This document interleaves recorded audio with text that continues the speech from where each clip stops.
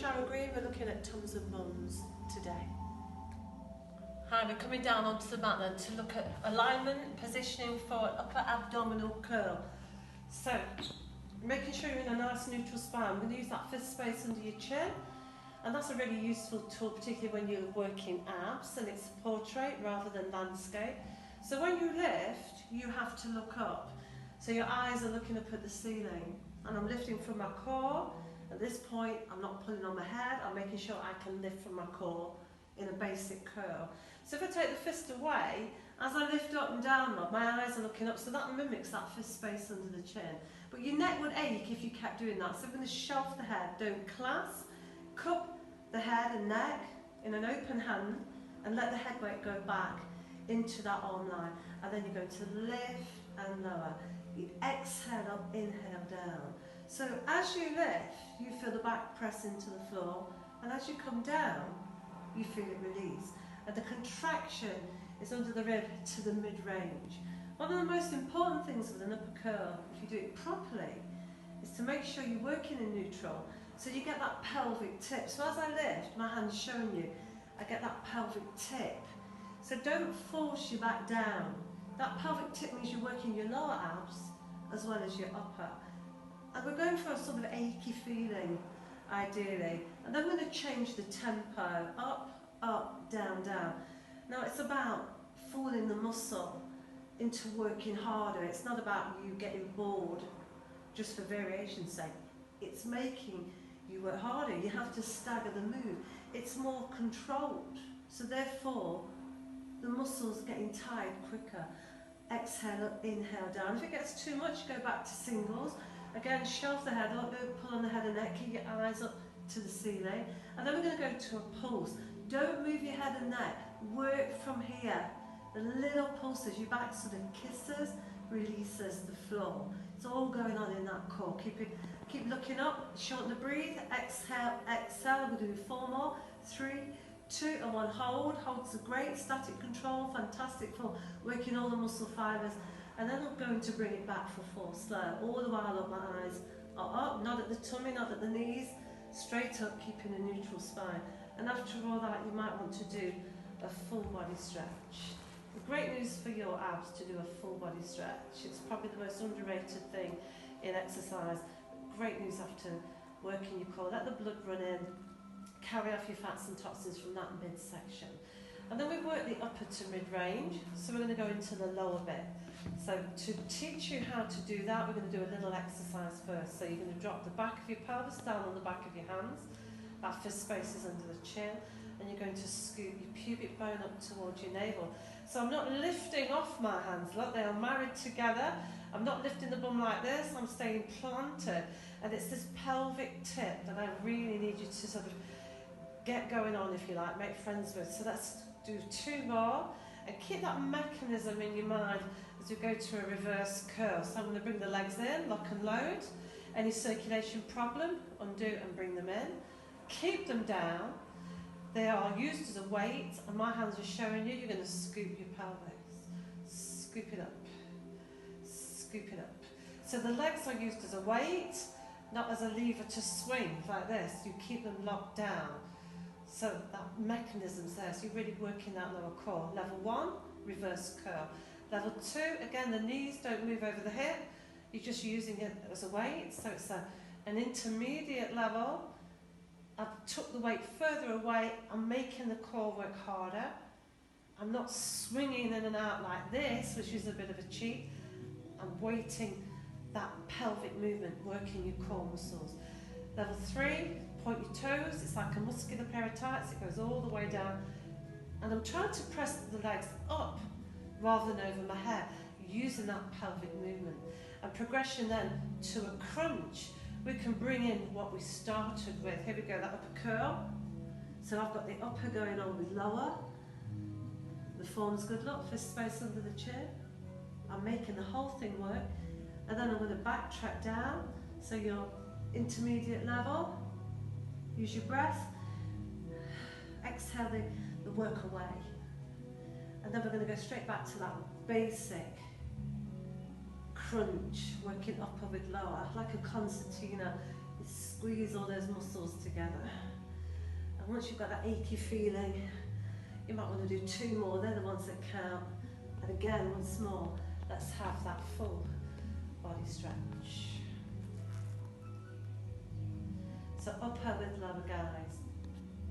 Same principle with this fist space under your chin when we work the obliques. From this nice setup, neutral spine, shove the head. That fist space stays there as you twist. You should see the elbow in the corner of your eye as you come across. This is level 1. So that fist space under the chin is a really useful tool, particularly with core work. And then if you want to add the progression, bringing the knee, so you squeeze it up from the bottom as well as down from the top. So level 2. It's too much, you just put your leg down and carry on practicing that oblique twist. If you want to work it a little stronger, you're going almost into a floor bicycle. And then you've got the whole thing going on. Keep your eyes up, flex, vary it, point. You could slow it down. You can speed it up. Till you get that achy feeling. Bring the knees in. And again, once more, full body stretch. But a really nice stretch after oblique work. Hi guys, so we're going to go back to working inner and outer thighs. So this is our second section with your Tums and Bums module. So you can see I've got my hips stacked. I'm not sitting back on the cheeky bit of my bottom or letting my navel creep towards the floor. Point the toes, you start to connect into your core. And then I'm going to use this shoulder as the guide and bring my head down, just prop myself up. Core engaged, I'm going to float this leg and bend the leg underneath so you feel that you're planted on your side. The key to this is hooking the foot. The heel needs to lead up towards the ceiling and your toe down. So when you lift, you hit a sticking point. If you end up here, the leg going really high, you've twisted back on your bottom and you're not going to get the same results if you hook that foot. So here we go, breathing in and breathing out in a single count. So you hit that sticking point in the abductor and working a little bit into your glutes. We're going to go half time. So let's go down, down, up, up. Just like we did with the abs, staggering the move makes the muscle work a bit harder. You're fooling it, changing the tempo. We're going to take it up, up and hold. And it's a beat, not a bounce. I'm going to show you with my arm. This is a bounce. When you bounce the joint, it's not a good idea. It's a controlled beat. It's a lift. I'm going to show you with my leg. You lift it up, up. It's more effective and it's safer for your joints. So let's go for 4 more. 3, 2 and 1, and let's go 4 slow. Changing the tempo, that's where the money is. Point and lengthen, keep your core engaged because legs are going to start moving. I'm going to drop this one behind and place this one in front and prop myself up. So I've got a nice letter L in the arm line there, the joints are stacked. If I see this, there's no core, I need to see this. And you're using this knee as a guide, flexing the foot, this is inner thigh, and you use this knee as a guide for this leg. It doesn't matter if you don't get there, sort of aim towards that resting knee. Adductor muscles aren't quite as strong as your abductor muscles, but we need to do a little bit for them. Use your core, lift from here. Let's go for 2 more. And again, if half time moves are too strong, go back to single. I'm just going to do 4 of these. You can work in 8s. See how you feel. Up, up, down, down. Up, up, down, down. You see I'm keeping the foot turned out, so I really hit that inner thigh. It's a beat, not a bounce. Work from your middle, not from your whole body like this. Keep everything still. Shorten the breathe. 4 more. 3, 2 and 1, and let's go 4 slow. 4, 3, 2 and 1. Point and lengthen. Bring it in, and we're doing all that class on the other side. So positioning. Hips are stacked. Make sure you're in the middle of your mat. I'm going to prop myself up, float the top leg, bend the leg underneath, so you feel planted. Hook that foot, lift and lower. So a leg is heavy, it's a heavy lever moving away, so you need your core muscles engaged. So if you've got your head on, you're working your core as well as that outer thigh. I'm going to do 2 more. and then we're going to go half time. So down, down, up, up. And it's one of the things people tend to do with this is look at their leg. And initially, okay, make sure your foot's in the right position.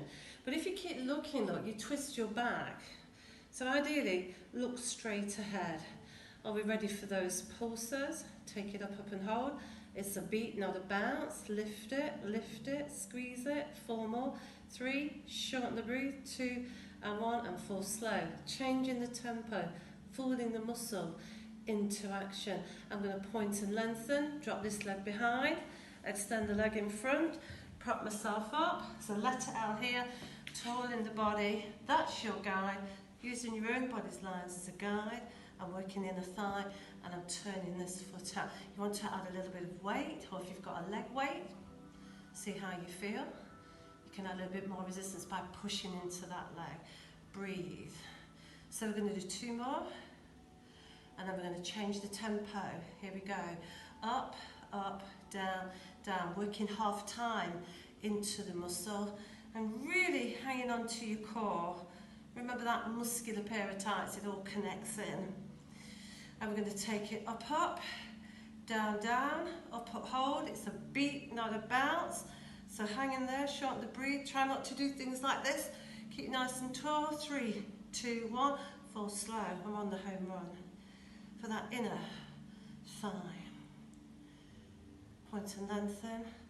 Bring it in and bring it in. And we're ready for section 3. Hi guys, we're looking at the 3rd section then in this Tums and Buns series, which is bums. Let's look at positioning. I want you to place your wrist under the ball joint of your shoulder and the knee under the hip.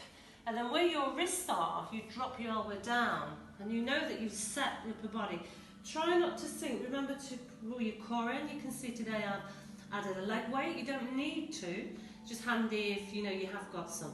I'm going to slide this leg out, making sure my core's engaged, and flex the foot. As I lift, I'm lifting and squeezing the glute. I'm not swinging like this. I see a lot of that in the gym. Keep your head still. When you move your head, look, you twist your back. It's called rolling the spine. It's not good. Core engaged. Keep your head in line. Shoulder blades pulled down. So that's about 4. I'm going to do 4 more. This is level 1. And as I move on, if you're not happy, you can come back to this move. Breathing in and breathing out. So I'm really trying to squeeze the glute as I lift. I'm going to go for 4 half-time moves because we know by changing the tempo, it fools the muscle into action. And you should start to feel it with that staggered move. It's more deliberate. It makes things work harder. You're going to take it up, up and hold. It's a beat, not a bounce. Remember, you're not bouncing the joint. You're lifting, squeezing, lifting, squeezing. Core engaged. 4 more. 3, 2 and 1 and 4 slow. Changing it up is where the money is. Okay, so one of the things I often get asked is about how to get a round bum. This is a nice one. A letter L. I'm going to flex my foot like I'm holding the ceiling up, and it's the upward drive. So common mistake people make with this, they do a lot of this sort of thing. Keep everything still. It's the upward drive that gives the glute the contraction as you lift. I'm going to go 4 more. 3, 2 and 1. And a shaper. Extend and go to the pit of your knee. Don't squeeze it all the way to your bum like this. Instead, just go to the pit of your knee. You kind of feel where that is. And it's hamstring.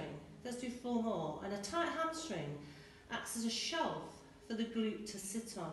A great shaper class. I'm going to bring it in. If you have any problem with sciatica, go back to this. If you're okay with side moves, imagine you have a spring between your knees and you're going to squeeze that spring tight. It's hard to squeeze. And we're working again the inner outer thigh from this position.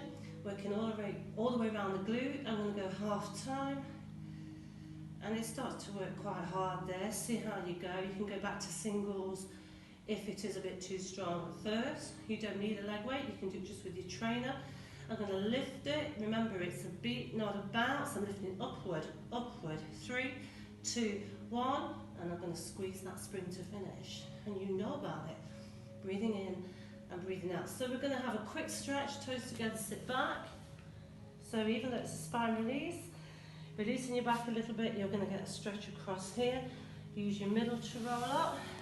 I'm going to turn round. You're on your other leg. look at setting up. Square from the side, wrist, elbow, extend, make sure your core's engaged, keep your head still, because your back follows your head. So what you do with your head in exercise is really important.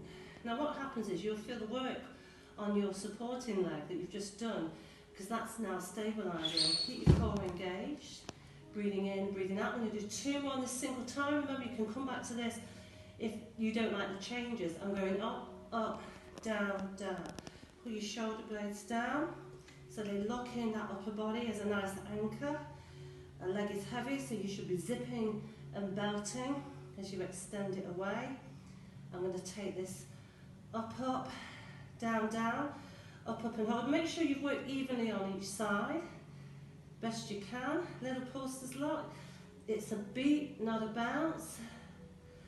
I'm going to hold it there, I'm going to bring it in line, and I'm going to make a letter L and lift it up. Remember, you can go back to that single time if it gets too much. So you're not swinging this about, you're placing it up and you're squeezing that glute. Let's do 3 more. Your shaper to the pit of your knee. So a tight hamstring acts like a shelf for the glute to sit on. All good. So let's do 4 more. Breathe. You're carrying that leg on your back. Make sure your core's engaged. Bring it in, up to the side and squeeze this imaginary spring between your knees. So I'm going up to the side, a bit like a doggy having a wee, a boy doggy, not a girl doggy. To the side. Squeeze. I'm going to do 2 more. And then we're going to go half time if you can. It's quite strong. See how you feel, particularly if that's new to you. Stay with singles. Keep your head still up, helps your back stay in a position, it stops it rolling. I'm going to take it up, up, down, down, up, up and hold. It's a beat, not a bounce. You lift it up, don't bounce it down. And you should feel it across both glutes. 4 more, 3, 2, and 1. Let's count it in 4, 3, 2, and 1, and release. Good job. Hi guys, we're going to finish off with our last section then in our tums and bums, which is lower back, which is the back of your core. And also these moves help to shape the waist. So we're going to have a look at V positions in the arm line and V positions in the leg line. Remember that fist space, it works the same when you're prone face down. So you're not doing things like this or this. Your head should be a direct extension of your back. Imagine gold threads pulling through your fingers and toes, wings are down, and on the breath, I'm going to lift opposite arm to leg. So I'm going to show you the difference between doing something correctly in a move like this to doing something that's not. So try to avoid this, throwing your head up and down and the leg and the arm with it. It's a controlled move. This is level 1 for a classical back strengthener, and anything with V's in the body really help to bring in the waist line in, which is always great news for men and women. So I'm going to look at level 2. Again, don't look in front. Keep your head, looking down. And I'm going to work the upper. I'm just going to try 4. You can do more. You can see how this feels for you. I'm working the multifidus. You feel it like a band going straight across your lower back. I'm going to float the body down. Then imagine you've got 2 handles to hold on at the top. Pull your wings down. Point the toes. And you imagine gold threads pulling through the feet into the lift. Don't bend the knee. So level 3 is lower back. Sorry, it's legs only, right into your lower back. And again, you'll feel that band go straight across. Breathing in and breathing out. And you'll feel the glutes squeeze. So great news for those as well. And then we're going to put the whole thing together like a skydiver. And if you can, hold a static hold at the top. Great for shape. Breathing in, breathing out. And then if you feel that you have it, we're going to do something called a floor jack. So bring the legs in. I'm going to finish off at 4 of those. Bring it down, and after all that work into the back of the core and the lower back, you need to give it a stretch, toes together, sit back, and really enjoy that spine release. And if you really want to work the lower back a bit more, just walk it in, and hips and knees permitting, just sit back as best you can. Hold and breathe. And once you've enjoyed that stretch and that achy feeling's gone, use your core to roll up pulling the tummy in, look, working against your head weight, giving that back a final stretch. Well done.